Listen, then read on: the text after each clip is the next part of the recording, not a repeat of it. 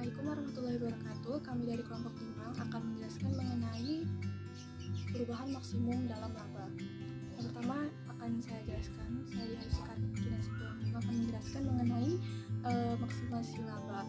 Maksimasi laba yang kita akan bahas akan kita bagi menjadi 5 subbab. Yang pertama perusahaan, tujuan perusahaan, laba ekonomis, maksimasi laba, dan pemilihan ukuran pabrik. Yang pertama mengenai perusahaan. Perusahaan yang dimaksud ialah suatu organisasi yang profit oriented atau suatu organisasi yang berorientasi pada laba atau keuntungan yang membeli input dan jasa-jasa input serta menjual barang dan jasa. Selanjutnya mengenai tujuan perusahaan sudah diketahui sebelumnya di pengertian tadi bahwa tujuan perusahaan ialah memaksimalkan labanya karena profit oriented tadi. Selanjutnya alasan maksimasi laba ada dua. Yang pertama prinsip keselamatan. Menurut George Stigler bahwa perusahaan yang selamat sepanjang masa adalah perusahaan yang mencari laba tinggi. Maksudnya perusahaan tersebut agar tidak bangkrut kita harus memaksimalkan laba. Yang kedua alasan maksimasi laba yaitu laba yang rendah mengundang pengambil alihan perusahaan. Maksudnya harga saham akan rendah atau akan jatuh jika manajemen gagal menjalankan usahanya dengan efisien atau mendapatkan laba yang tinggi tadi. Selanjutnya laba ekonomis.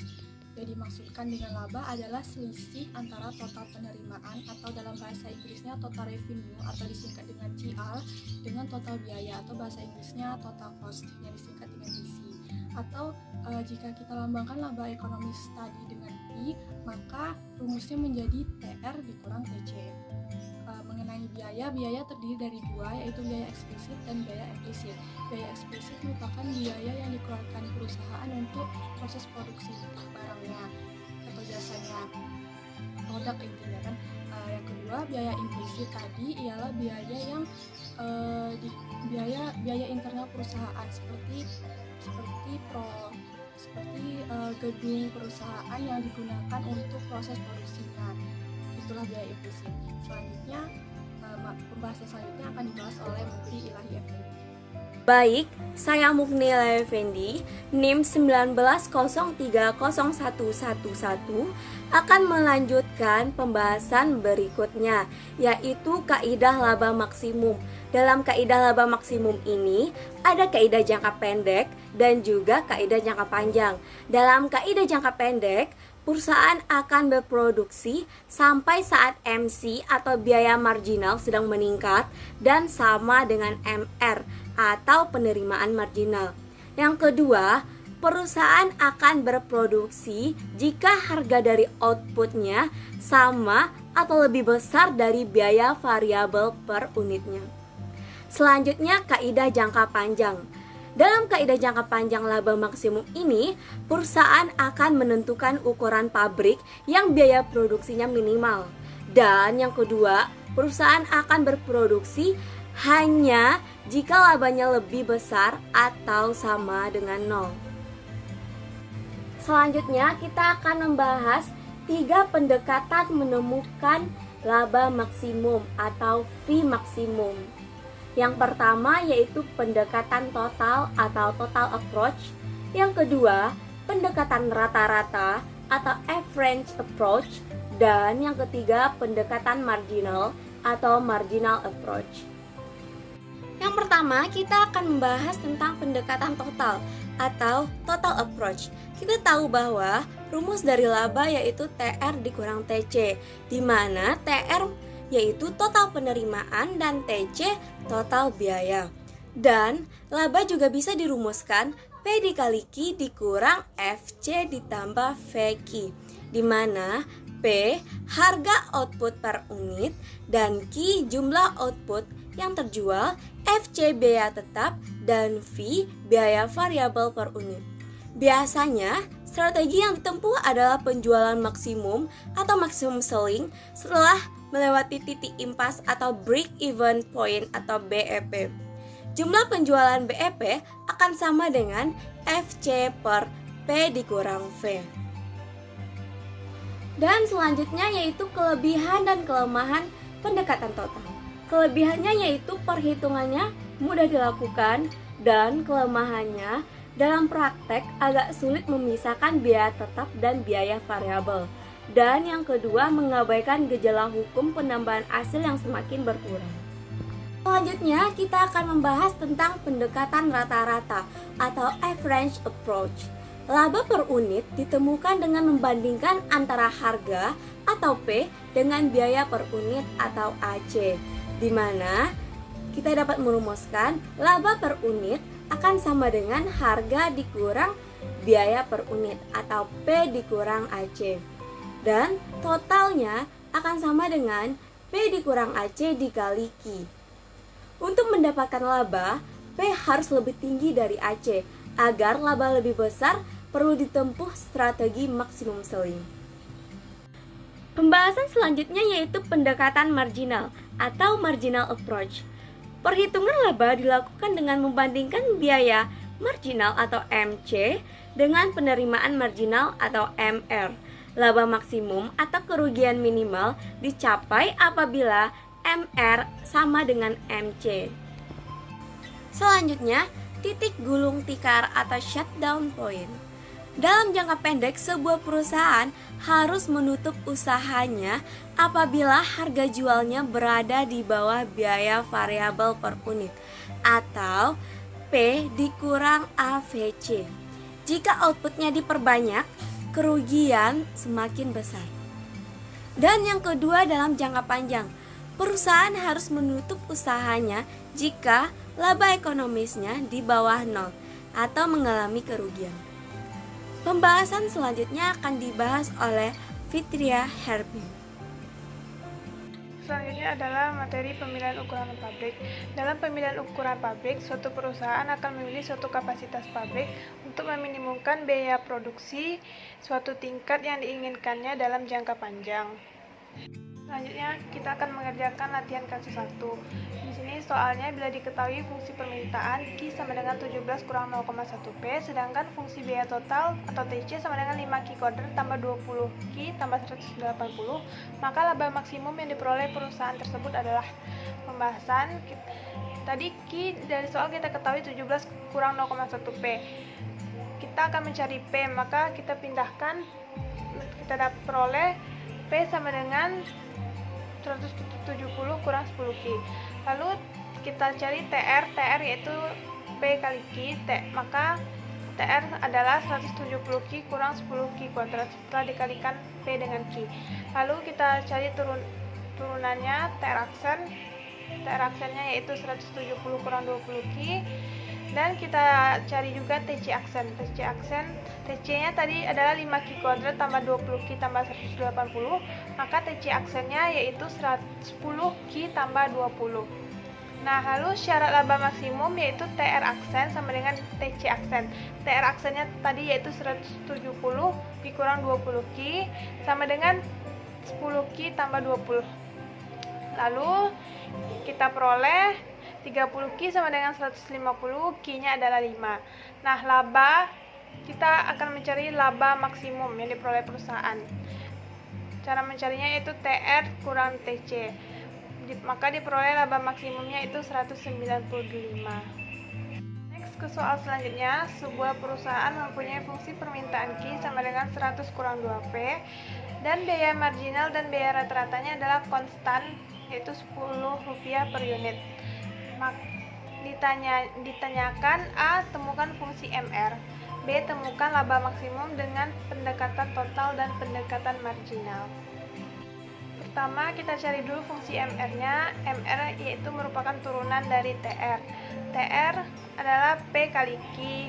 Tadi di soal diketahui Q sama dengan 100 kurang 2P, maka P-nya adalah 50 kurang setengah Q. Lalu kita cari TR adalah P kali Q, TR sama dengan tadi P-nya adalah 50 kurang setengah Q dikali dengan Q. TR sama dengan 50 Q kurang setengah Q. Lalu kita cari MR-nya. MR-nya adalah turunan dari TR, yaitu kita peroleh MR-nya adalah 50. Selanjutnya kita akan membahas tabulasi laba. Bisa dilihat pada slide berikut terdapat tabel di mana Q merupakan jumlah produksi, P merupakan harga, dan MR atau penerima marginal Dan untuk mencari TR atau total revenue, yaitu dengan cara mengalihkan harga dan dikalikan dengan jumlah produksi. Dan untuk mencari TC atau biaya total, kita kalikan AC atau biaya rata-rata dikalikan dengan Q atau jumlah produksi. Dan untuk memperoleh V, kita kurangkan total revenue dikurangkan dengan biaya total atau TC. Di sini kita lihat bisa kita lihat laba maksimumnya yaitu 800 dan TR maksimum yaitu 750. Lalu yang kedua ditanya laba maksimum melalui pendekatan marginal. Syarat dari laba maksimum yaitu MR harus sama dengan MC. Maka MR sama dengan 50 kurang Q sama dengan 10 atau Q yaitu 40 unit. Jika Q-nya 40, maka pada saat itu harga tertingginya yaitu Rp30 per unit. Sebab Q sama dengan 100 kurang 2P. Maka laba maksimum diperoleh Q P kurang AC sama dengan Q-nya itu 40, P 30, AC 10. Diperoleh hasil matematikanya dengan hasil 800. Maka diperoleh laba maksimumnya sama dengan 800. Kelas selanjutnya kita akan membahas laba maksimum yang akan dijelaskan oleh Hazarin. Selanjutnya saya akan menjelaskan kurva biaya total, biaya tetap, dan biaya variabel. Pada sumbu vertikal pada kurva adalah cost atau biaya, sedangkan pada sumbu horizontal itu adalah jumlah produksi atau Q. Kurva yang pertama kita bahas adalah kurva biaya tetap atau FC. Seperti yang telah kita ketahui bahwa biaya tetap dengan nilai C tidak akan berubah. Berapapun perubahan yang terjadi pada nilai Q, maka akan didapatkan kurva sebagai berikut. Seperti yang ada pada gambar. Kurva FC akan berbentuk lurus meskipun nilai Q atau jumlah produksinya akan mengalami perubahan. Selanjutnya, untuk yang kedua adalah kurva biaya variabel atau TVC. Untuk TVC, besarnya biaya variabel dipengaruhi oleh jumlah barang yang diproduksi. Semakin banyak jumlah barang yang diproduksi, maka jumlah biaya variabelnya semakin besar. Jika terjadi Q0 dan TVC sama dengan 0, lalu FC dan TC akan tetap mengeluarkan biaya. Maka TVC akan membentuk kurva seperti pada gambar. Kurvanya selalu dimulai dari titik 0. Kurva TVC selalu dimulai dari titik 0. Selanjutnya, kurva TC, yaitu biaya total. Kurva TC akan selalu dimulai dari besarnya biaya tetap total, maka akan didapat kurva seperti di gambar. Untuk biaya rata-rata, average cost, AC sama dengan AVC tambah AFC, yang mana average cost itu sama dengan biaya variabel rata-rata ditambah biaya tetap rata-rata. Sedangkan biaya marginal MC sama dengan turunan dari DC per DQ. Selanjutnya saya akan menjelaskan hubungan kurva-kurva biasa. Pertama adalah kurva AC atau biaya rata-rata. Seperti kita ketahui, konsep biaya rata-rata atau AC adalah semakin banyak jumlah barang yang dihasilkan, maka AC akan semakin menurun sampai titik terendah pada jumlah titik tertentu. Namun, jika jumlah produksi ditingkatkan lagi, maka AC bergerak naik kembali, maka akan didapat kurva AC yaitu awalnya turun sampai titik terendah, setelah itu akan naik kembali. Kurva AC ini membentuk seperti huruf U yang dapat kita lihat pada gambar. Selanjutnya adalah kurva MC, yang mana konsepnya mula-mula menurun namun akan meningkat seiring barang yang dihasilkan, maka akan didapat kurva seperti yang ada di gambar. Selanjutnya adalah kurva biaya tetap rata-rata atau AFC. Kurva biaya tetap AFC adalah biaya tetap yang harus dikeluarkan per unit barang. Untuk kurvanya akan dimulai dari atas terus menurun ke bawah, tetapi tidak akan menyentuh nilai 0 karena FC sama dengan 0. Maka untuk kurva AFC akan berbentuk seperti di gambar. Selanjutnya adalah kurva biaya variabel rata-rata atau AVC. AVC adalah biaya variabel yang harus dikeluarkan per unit barang yang diproduksi untuk kurva AVC. Kurva AVC berbentuk huruf U, hampir sama seperti kurva AC. maka didapat kurva seperti yang ada di gambar. Selanjutnya, memaksimumkan laba, pendapatan atau revenue. TR sama dengan total revenue sama dengan price kali quality.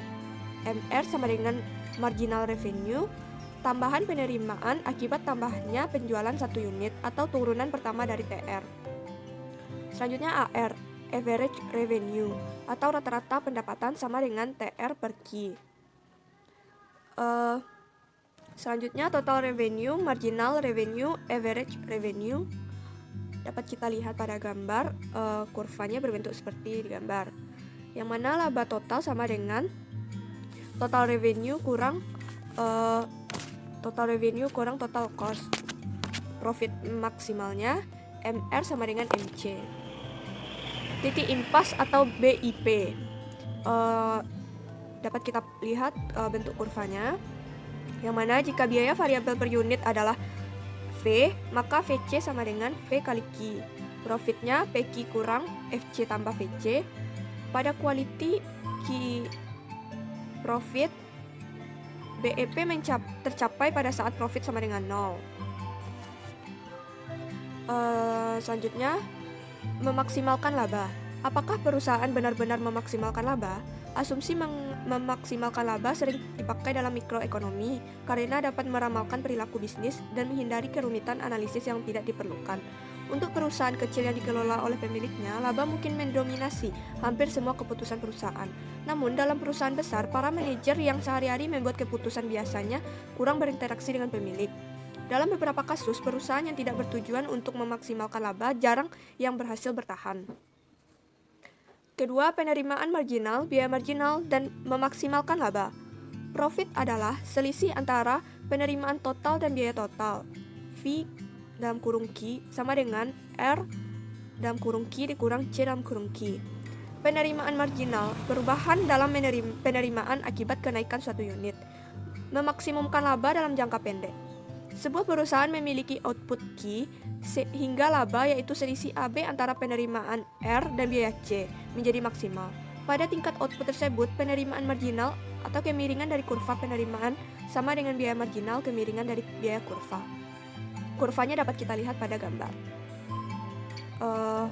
Delta V sama dengan delta Q sama dengan delta R per delta Q kurang delta C per delta Q. Materi selanjutnya akan dijelaskan oleh Melinda. Baiklah, saya akan melanjutkan penerimaan marginal, biaya marginal, dan memaksimalkan laba. Permintaan dan penerimaan marginal untuk perusahaan yang bersaing. Setiap perusahaan dalam industri yang bersaing hanya menjual sebagian kecil dari keseluruhan penjualan dalam industri tersebut. Banyaknya output yang diputuskan untuk dijual oleh sebuah perusahaan tidak akan mempengaruhi pasar produk tersebut. Dapat kita lihat dari gambar, perusahaan yang bersaing hanya menyuplai sebagian kecil dari output total dari semua perusahaan yang ada di industri tersebut. Karenanya, perusahaan menerima harga pasar dari produk tersebut sebagai sesuatu yang tetap dan memilih output atas dasar asumsi bahwa harga tidak akan terpengaruh oleh pilihan output. Pada A, kurva permintaan yang dihadapi oleh perusahaan adalah elastis sempurna, walau kurva permintaan pasar pada B kemiringannya turun. Kurva permintaan D yang dihadapi masing-masing perusahaan dalam pasar persaingan merupakan kurva penerimaan rata-rata dan kurva penerimaan marginal. Di sepanjang kurva permintaan ini, penerimaan marginal dan harganya adalah sama. MCQ sama dengan MR sama dengan P. Selanjutnya yang ketiga, memilih output jangka pendek. Memaksimalkan laba jangka pendek oleh perusahaan yang bersaing. Sebuah perusahaan bersaing berlaba positif dalam jangka pendek. Perusahaan yang bersaing memaksimalkan labanya dengan memilih output Q, yang pada output ini biaya marginal MC sama dengan harga P atau MR dari produknya. Laba perusahaan adalah segi 4 ABCD. Setiap output Q1 yang lebih rendah atau output Q2 yang lebih tinggi akan mengakibatkan laba yang lebih rendah, yang dapat kita lihat pada gambar. Perusahaan bersaing yang mengalami kerugian. Perusahaan yang bersaing seharusnya menutup usaha jika harga di bawah efisi. Perusahaan dapat berproduksi dalam jangka pendek jika harganya lebih besar daripada biaya variabel rata-rata. Dapat kita lihat pada gambar. Aturan penutupan perusahaan dapat tutup jika harga produk kurang dari biaya ekonomis rata-rata produksi pada output yang memaksimalkan laba. Yang kelima, kurva penawaran jangka pendek. Surplus produsen dalam jangka pendek. Surplus produsen, sum overall unit produced by a firm of difference between the market price of a good and the marginal cost of production. Surplus produsen untuk perusahaan ditunjukkan oleh daerah yang diarsir di bawah harga pasar dan di atas kurva MC antara output 0 dan Q, yaitu output yang memaksimalkan laba. Dengan kata lain, sama dengan segi 4 ABCD karena jumlah semua MR sampai Q sama dengan visi untuk memproduksi Q yang kita dapat lihat dalam gambar. Surplus produsen dalam jangka pendek. Surplus produsen versus profit. Surplus produsen sama dengan PS sama dengan R dikurang visi. Laba sama dengan P sama dengan R dikurang visi dikurang FC. Surplus produsen untuk suatu pasar adalah daerah di bawah harga pasar dan di atas kurva penawaran pasar antara 0 dan output Q yang dapat kita lihat pada gambar. Itulah yang dapat kami sampaikan. Apabila ada salah, mohon dimaafkan. Wabillahi taufik walhidayah. Assalamualaikum warahmatullahi wabarakatuh.